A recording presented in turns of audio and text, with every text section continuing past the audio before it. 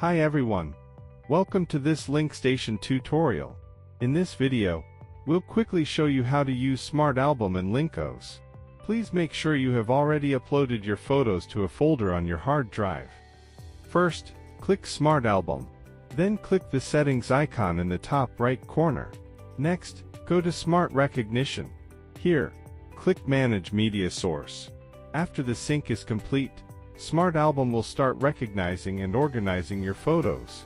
In the Theme section, you will see different smart categories. LincOS may group photos by people, pets or other recognized themes. You can also use the search box to find specific photos. Next is Album. This section shows all your photos in one place. Then we have Collections. Here, you can create your own photo collections and organize photos manually. Finally, there is Creations.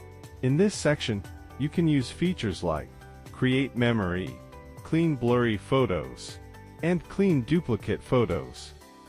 That's a quick guide to Smart Album in LincOS.